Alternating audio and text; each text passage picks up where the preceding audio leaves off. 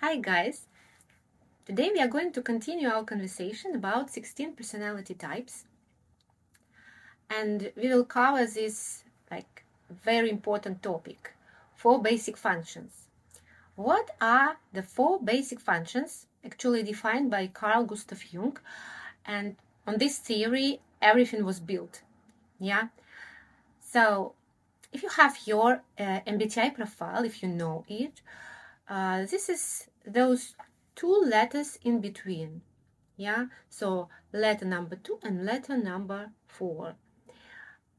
So those are thinking versus feeling and intuitive versus sensing. So those are 4 basic functions. Those functions, they can be colored by introversion or extroversion. And also there is another parameter, as you know, perceiving versus judging or judgmental. So those are actually this is the structure of 16 personality types. And today we are going to cover these 4 basic functions, methodology. It's nothing is going to be boring. Actually, everything about this topic is fun, because just can you imagine that we are 4 different types of people. Probably you never even thought about it, but we are 4 different types of people on this planet. So we look like we are the same race, yes, more or less like the same people, but we are absolutely different because our basic core functions are different. And let's just take, for example, behavior of a person who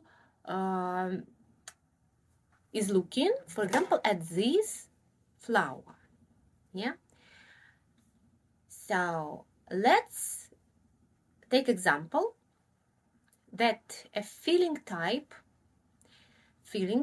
is looking at this flower, and what his first reaction would be, unprepared reaction, which our basic functions, they just impact this our first unprepared reaction.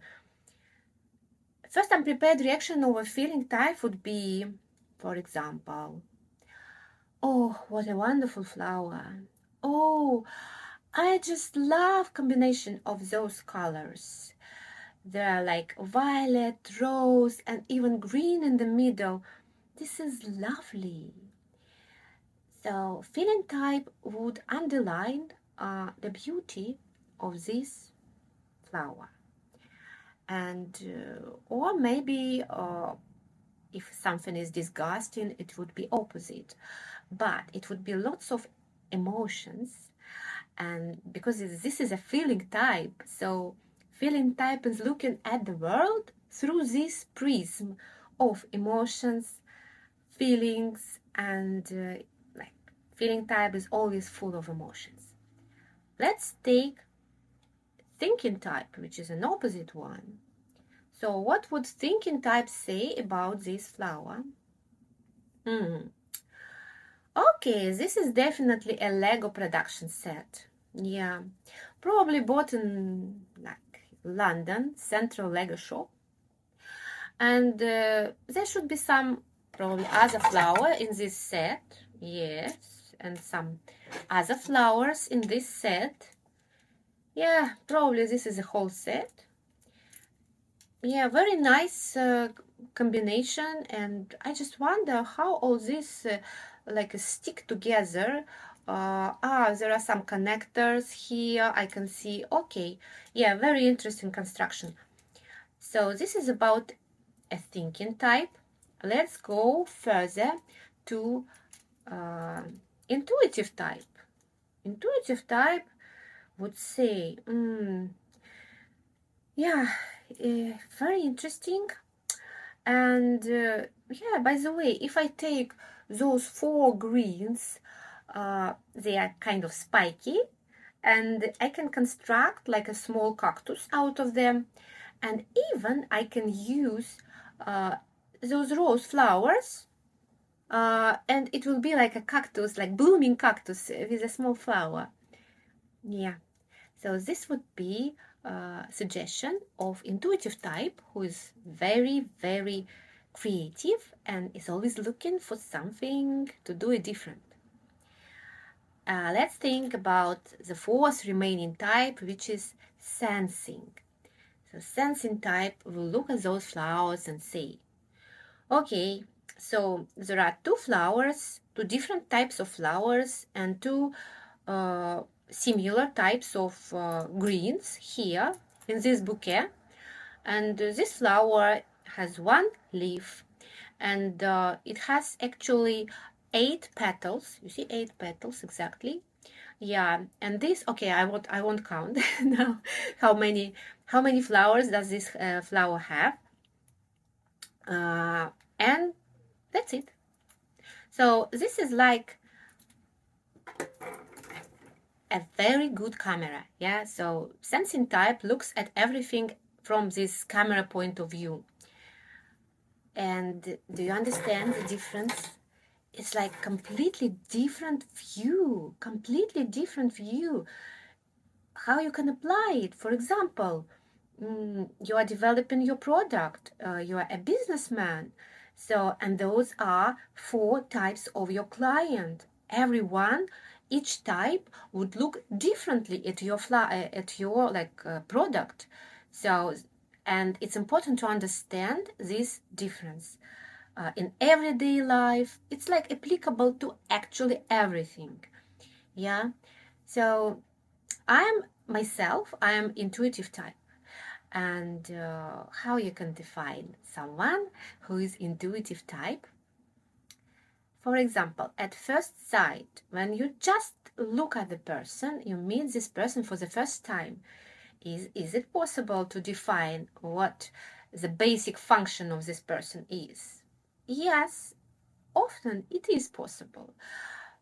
I will give you just one example. So, how do we look at each other? What's our gaze? Yeah. So, are we staring at someone? Are we trying to avoid someone's eyes? So, all this describes your basic function, actually. And intuitive type, yeah, we because I'm intuitive type, we always try to avoid someone's gaze. So, from time to time, of course, we are forced to look at our vis-a-vis, yeah, but in reality, often we just don't look. We look somewhere else. It's yeah. Sometimes people think it's because someone is embarrassed or shy. Oh, now you know that it can be explained very easily just because someone is intuitive type, and this is his like natural behavior. Because of course we can overcome it. We can go to special courses and we can change a lot of things about ourselves. But I'm talking about like basic functions, like you're waking up at night and this is your first reaction. You cannot hide it. And so, okay, let's go quickly. What's about the 3 remaining types? So sensing type will just stare at you. It's like straight, direct look into your eyes. Sometimes it feels embarrassing, uncomfortable, arrogant, too assertive probably, but yeah, it happens with people who are sensing, and this is their basic function. What about feeling type? Feeling type is full of emotions, as we already spoke.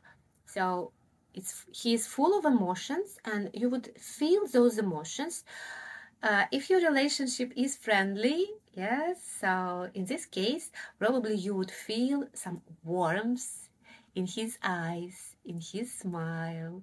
So it's like a warm hug, virtual. So this is how feeling type works. And what about thinking type? Thinking type also nothing special.